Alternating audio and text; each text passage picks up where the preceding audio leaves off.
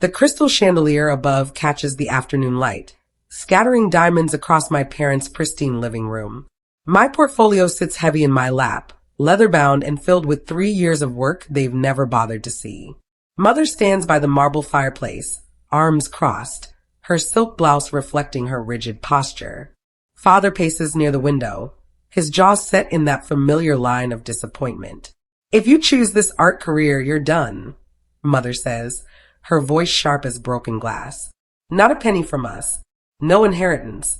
No family connections. Nothing." My hands tremble slightly, but I keep them steady on the portfolio. 23 years of their control ends here, in this room where I was never quite good enough. Father stops pacing and faces me, his expression carved from stone. "We've given you everything, Ramona. The best schools, the right connections, a clear path to success, and you want to throw it away for paintings." The word drips with contempt. I stand slowly, tucking the portfolio under my arm. My legs feel like water, but my voice comes out steady. "Then I guess I'm done." Mother's face pales. She didn't expect this. Neither did Father, whose hand freezes mid-gesture. They thought I'd cave. They always have before. Mother's composure cracks. Tears well in her eyes, but they're wrong somehow. Not sad. Controlling. Like everything else about her. "You've always been so selfish," she whispers, her voice catching on the words. "After everything we've sacrificed for you." I want to laugh. Want to scream. Their sacrifices were investments in a daughter who'd follow their script, marry into their social circle, manage the family business accounts. Safe. Predictable. Dead inside. "I'm sorry you feel that way," I say, and I mean it. Sorry they'll never understand what it means to create something beautiful just because it exists in your soul and needs to come out. Father's hand drops to his side. "If you walk out that door, Ramona, you walk out alone. Forever." The threat should terrify me. Instead, it feels like permission. I turn toward the entrance, each step deliberate. Behind me, Mother makes a small sound. Not quite a sob. More like the noise someone makes when they realize they're losing a game they thought they controlled. The door handle is cool under my palm. I pull it open and spring air rushes in, carrying the scent of jasmine and freedom. I don't look back. The apartment smells like mildew and someone else's cooking. One room. A bathroom so small I can touch opposite walls. A kitchen consisting of a hot plate and a mini fridge. The landlord called it cozy. I call it mine. My bag hits the floor with a dull thump. Everything I own fits in there.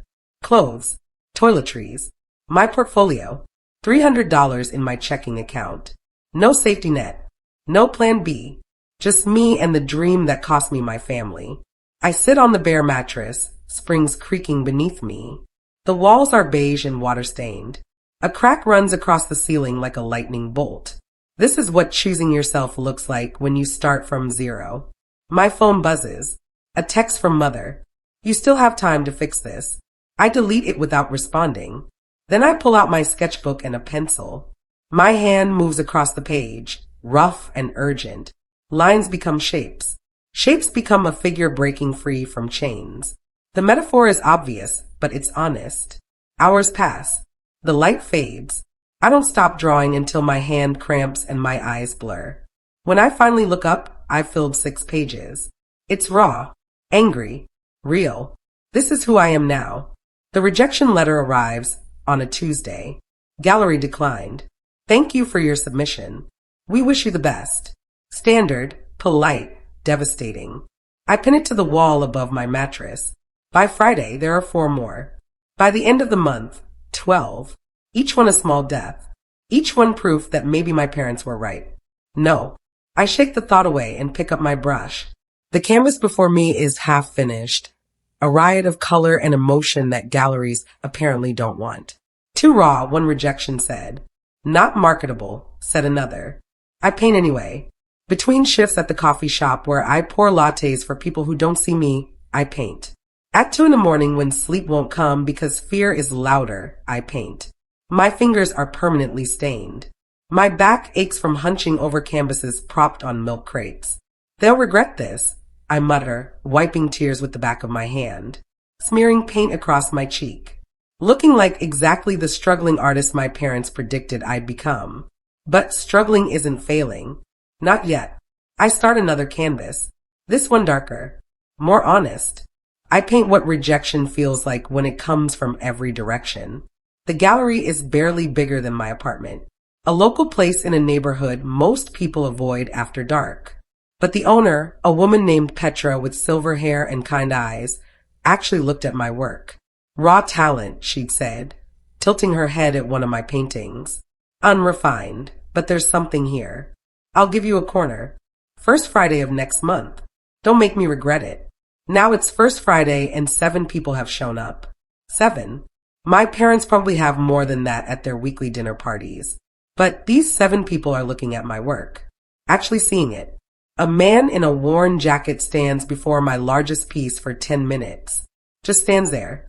When he finally moves, he nods at me. Says nothing, but the nod means something.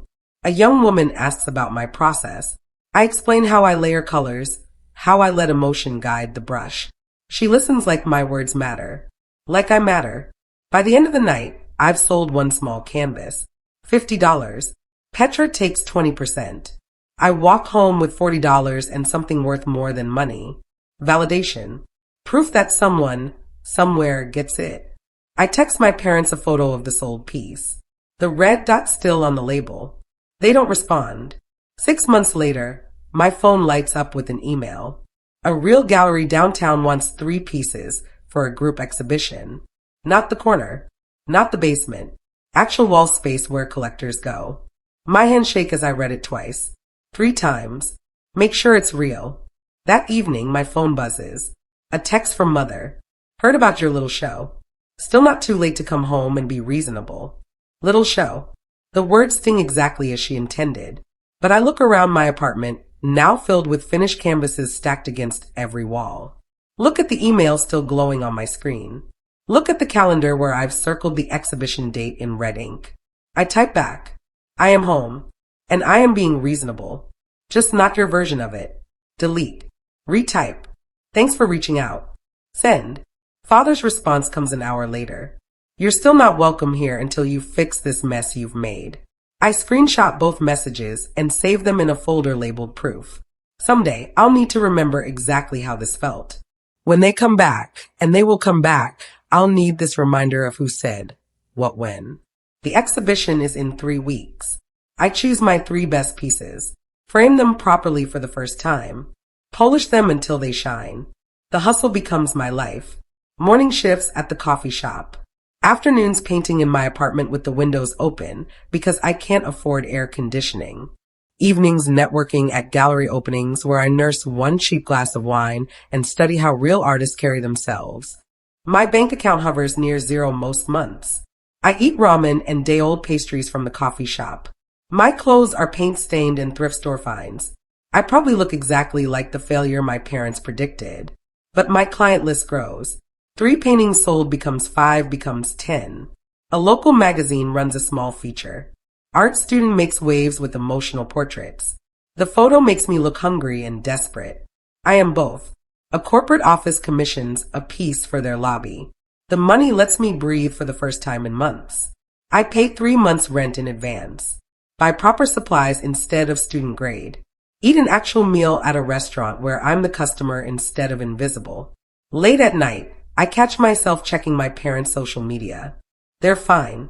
Better than fine. New vacation photos. Charity galas. Business expansions. Living the life they mapped out without me. I close the app and return to my canvas. Every brushstroke is a choice to keep going. The business section of the newspaper lands on the coffee shop counter during my shift. My coworker points at a headline.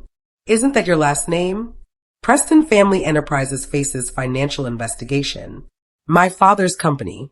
The empire they built over 30 years, now under scrutiny for questionable investment practices. The article is carefully worded, but the message is clear. They're in trouble. My phone rings that evening. Mother. I stare at her name for 3 rings before answering. Ramona. Her voice is smaller than I remember. We need to talk. About. You've seen the news? A pause. We made some mistakes.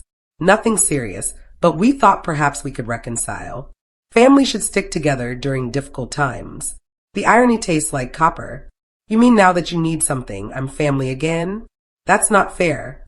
Neither was disowning your daughter for following her dreams. Silence stretches between us.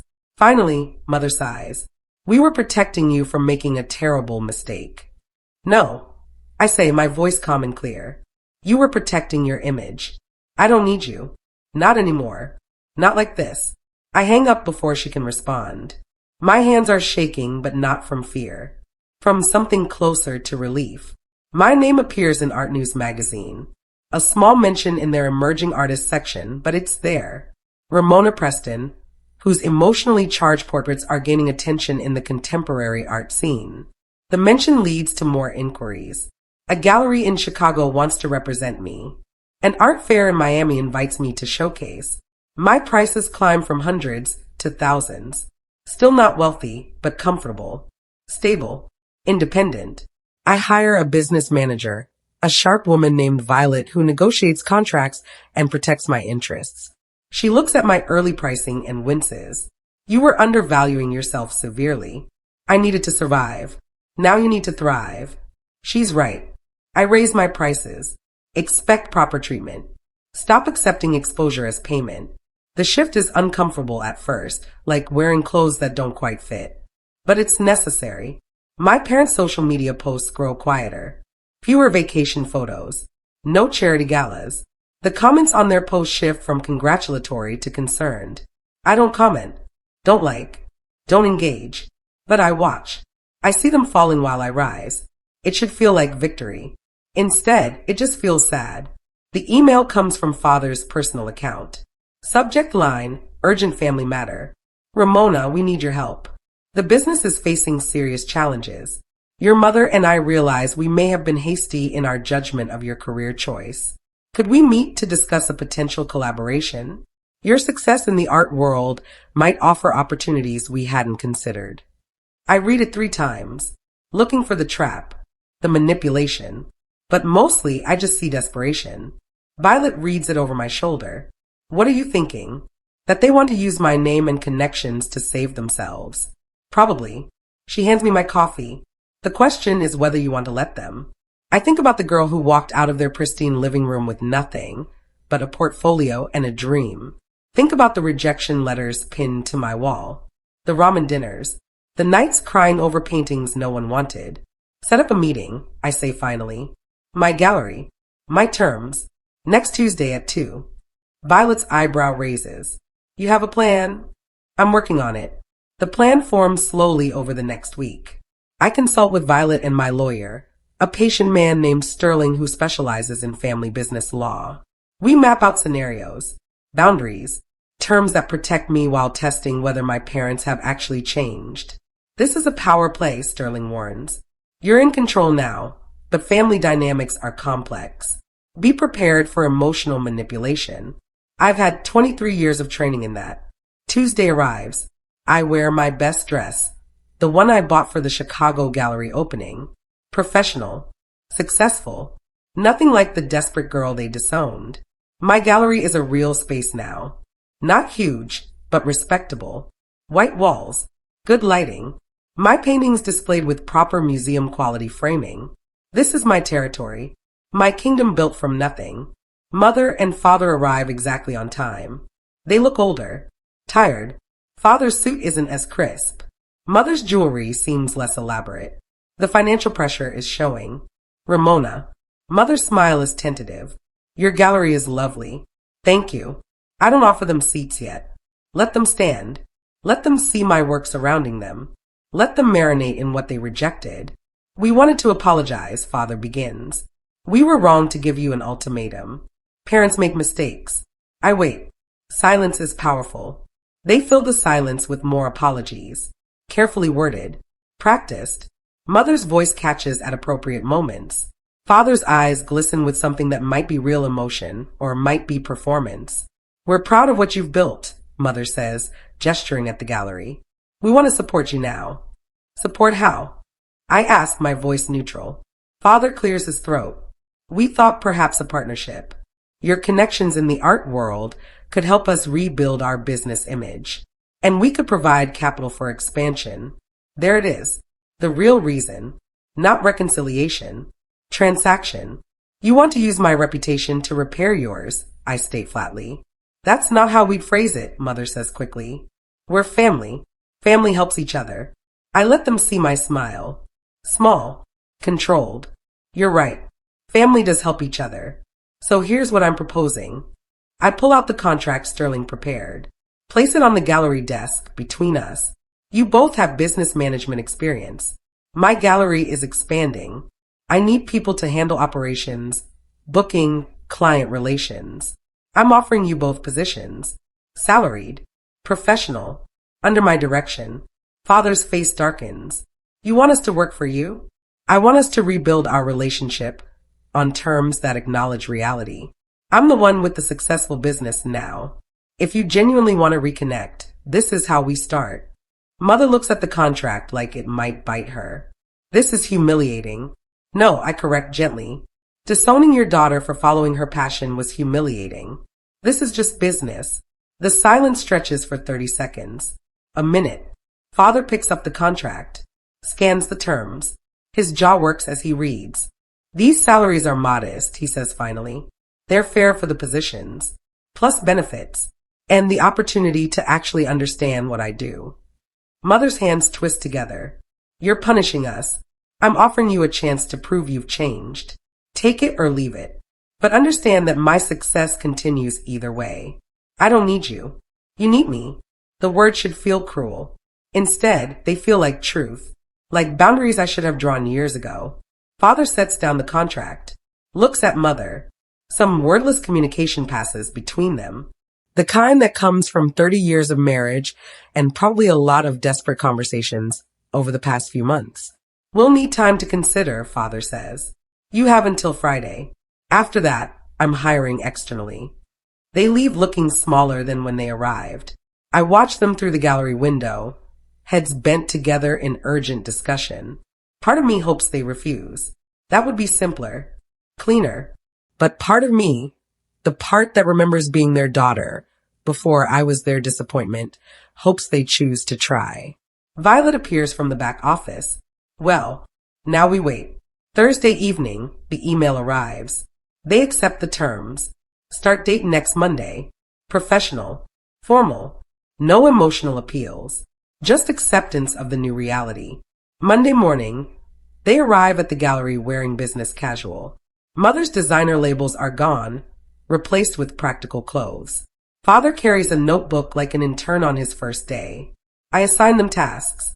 Mother handles client communications and scheduling. Father manages inventory and shipping logistics. Basic operations they're qualified for, but never had to do themselves. They had people for that in their old life. The first week is awkward. Mother bridles at taking direction from me. Father makes suggestions that sound suspiciously like orders until I remind him gently, but firmly about our reporting structure. I need you to confirm the shipping date for the Chicago pieces. I tell Father on Wednesday. Wouldn't it be more efficient, too? I need you to confirm the shipping date. I repeat, my voice calm but unyielding. He swallows whatever he was about to suggest. Checks the system. Confirms the date. The power dynamic is clear, and he's learning to navigate it. Mother struggles more. Ramona, about the client reception next month. I think we should. I've already decided on the format. I need you to handle the catering orders according to this plan. Her mouth tightens, but she nods, takes the plan, walks away with rigid shoulders. They're learning.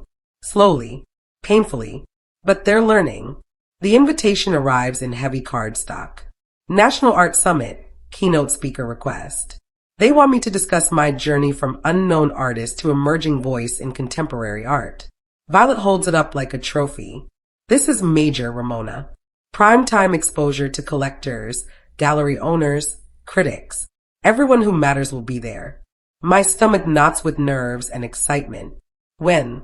6 weeks. The venue seats 500. I've spoken at small panels before. Gallery talks. Student workshops. Nothing like this. This is the big stage where reputations are made or destroyed. Accept it, I say, trying to sound more confident than I feel. The next 6 weeks blur with preparation, writing the speech, practicing delivery, managing the gallery, while also creating new work because artists don't stop creating just because they're suddenly public figures. Mother and father watch this flurry of activity from their operational roles.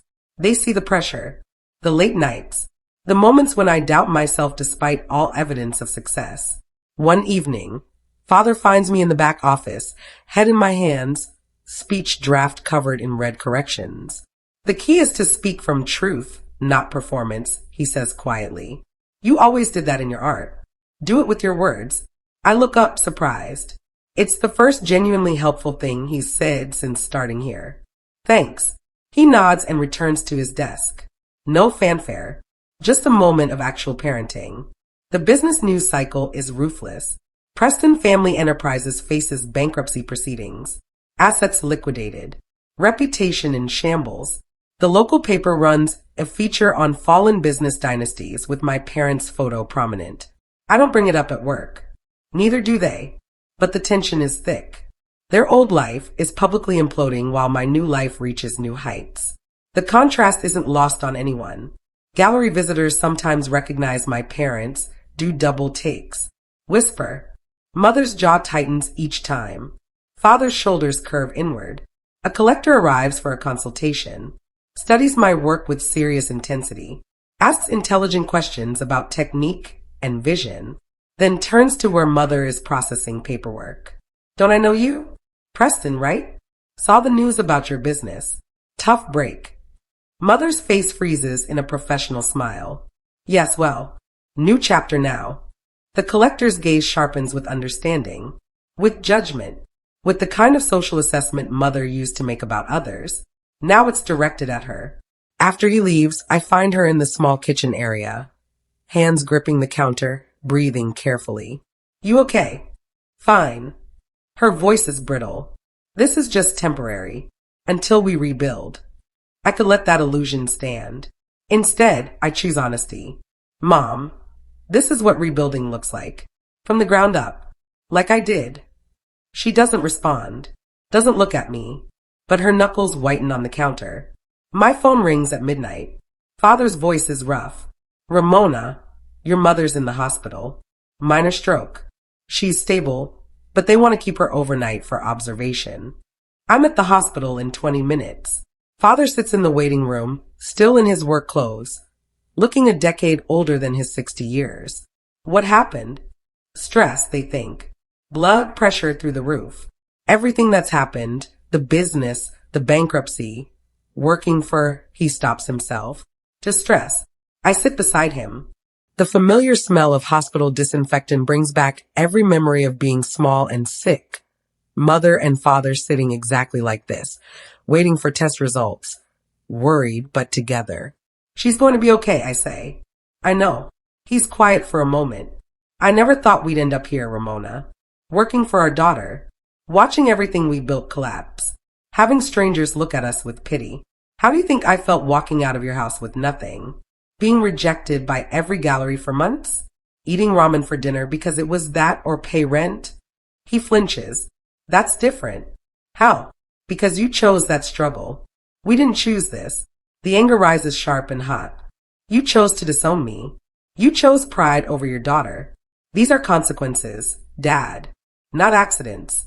A nurse calls his name. Mother is awake and asking for him. He stands, suddenly looking fragile. You coming? He asks. I follow him down the sterile hallway to where Mother lies in a hospital bed, looking small and pale. Mother recovers quickly. 2 days rest and medication to manage her blood pressure. But something shifts after the hospital visit. Both parents seem quieter, more contemplative, less resistant to their roles at the gallery. A week later, an unexpected opportunity arrives. A major corporate client, one of Father's old contacts, reaches out to commission a series of pieces for their new headquarters. $50,000. But there's a catch. They want Preston Family Enterprises to coordinate the project, Violet explains, reading the email. Specifically requested your father's involvement as project manager. They're loyal to old connections. Father looks up from his desk when I approach. I heard. I can decline if you prefer. No personal dealings. I study him. Really look at him. The man who disowned me is also the man who built a business from nothing once before. The man who sat all night in that hospital waiting room. What if we structure it properly? You manage the client relationship and logistics. I maintain creative control and final approval. We split project management fees 70-30, my favor. And everything goes through proper contracts. His eyes widen slightly.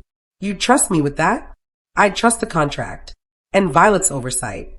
And the understanding that if you try to manipulate this, you're done. Not just fired. Done. Permanently. He nods slowly. Fair terms. Thank you, Ramona. It's the first time he's thanked me for anything since I walked out of their house 2 years ago. The project becomes a test. Father handles the corporate client with his old smooth confidence, but now channeled properly. Running decisions past me. Respecting my creative vision. Actually listening. We succeed. The client loves the final pieces.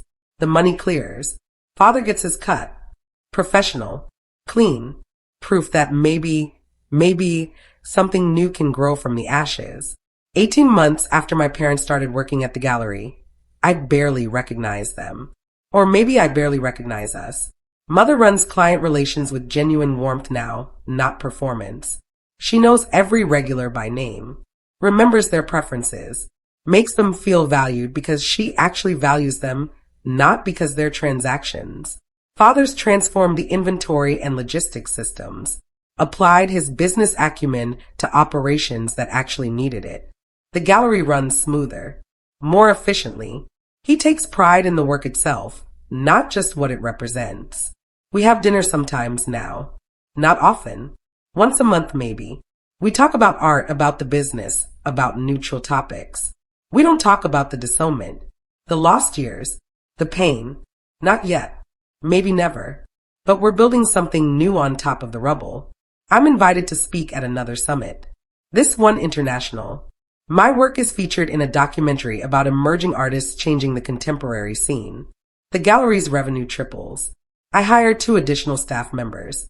My parents watch all this from inside the machine now.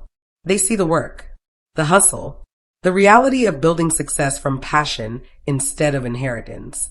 I didn't understand, Mother says one evening, helping close up the gallery. What you were trying to do. What mattered to you. I thought we were protecting you from failure. You were protecting yourself from embarrassment. She flinches but doesn't deny it. Yes, that too. I'm sorry it took losing everything for me to see that. It's not forgiveness. Not yet. But it's acknowledgement. And maybe that's enough for now.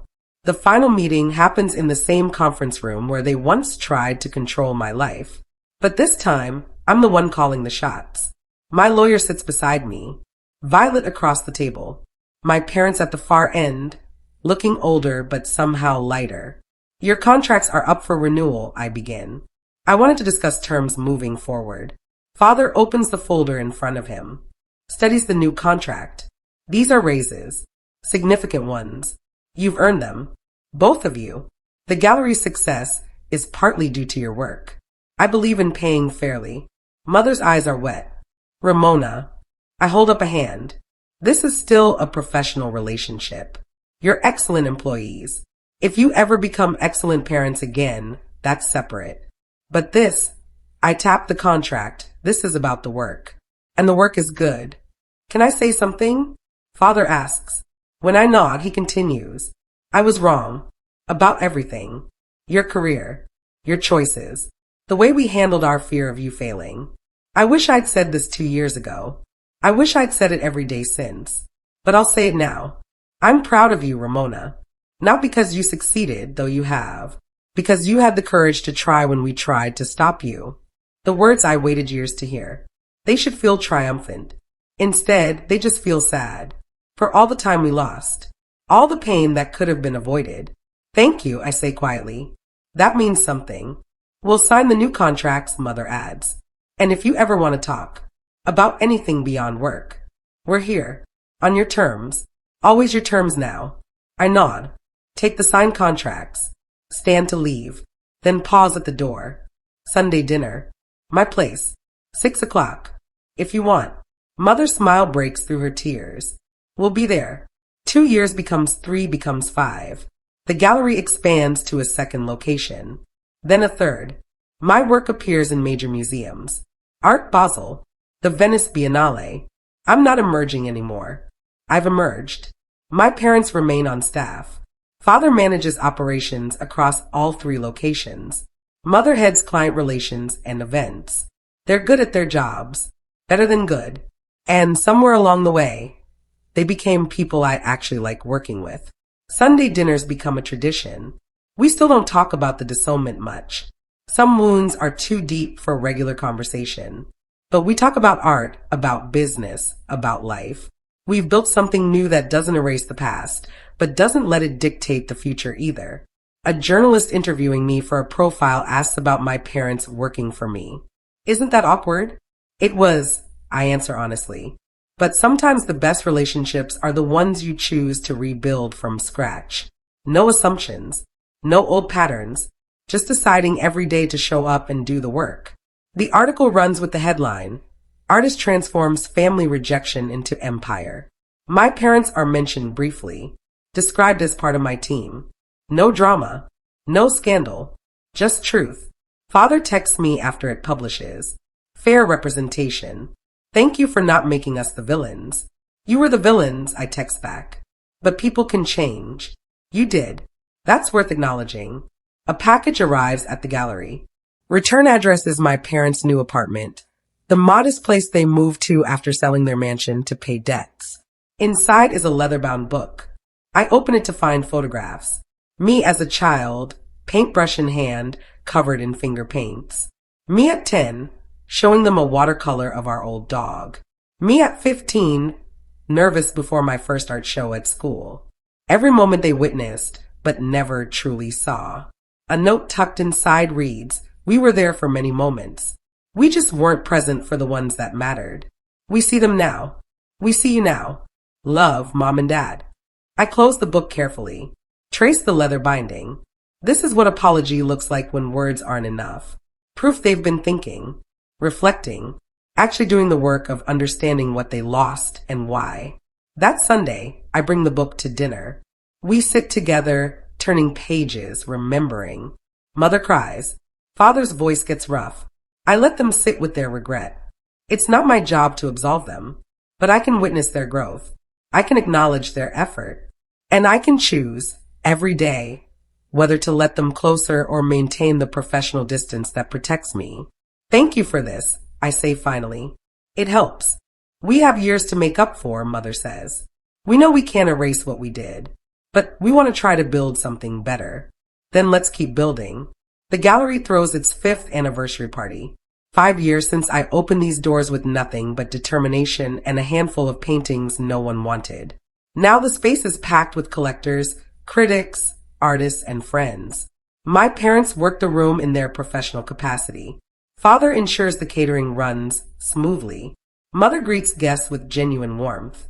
They're part of the machine that makes this work. Essential pieces. But they're also just there. Present. Witnessing what I built. Understanding finally what it means to create something from nothing but vision and will. A prominent critic approaches me. Your journey is remarkable. From disowned daughter to one of the most exciting voices in contemporary art. That kind of adversity either breaks people or forges them.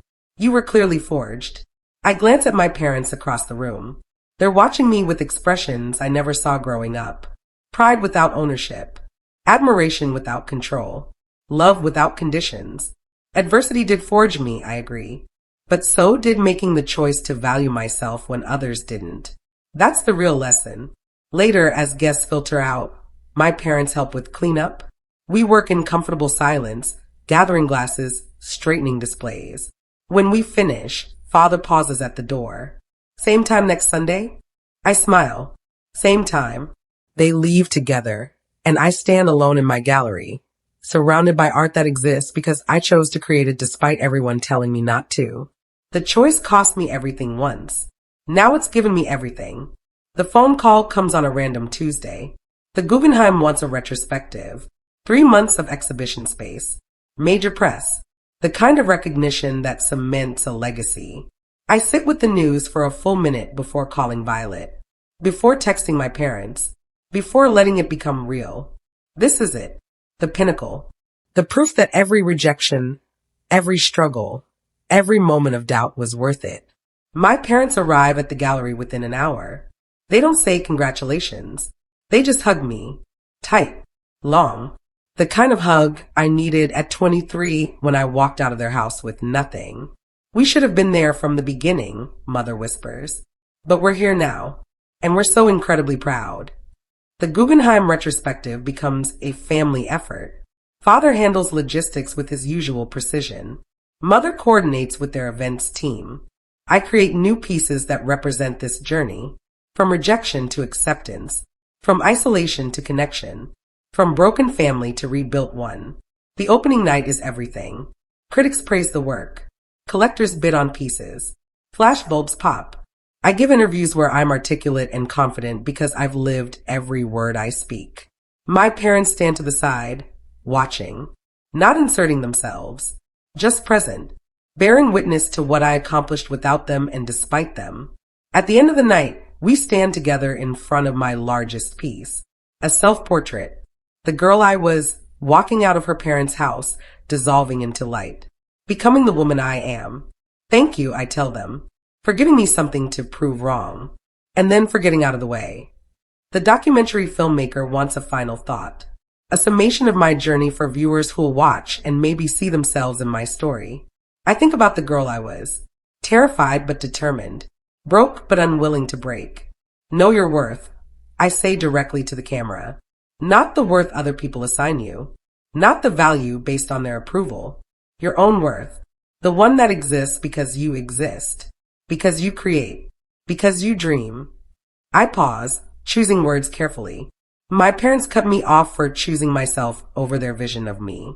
It devastated me, but it also freed me, because I learned that I could survive without their approval, without anyone's approval except my own. And them working for you now, the filmmaker prompts. That's not the revenge story people want it to be. It's a rebuilding story. They're good at their jobs. They've earned their places.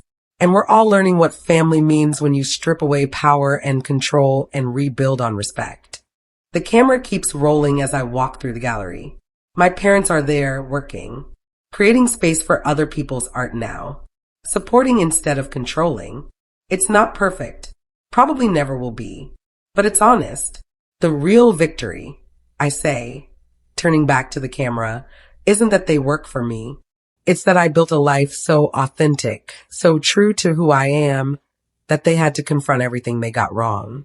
And they chose to grow.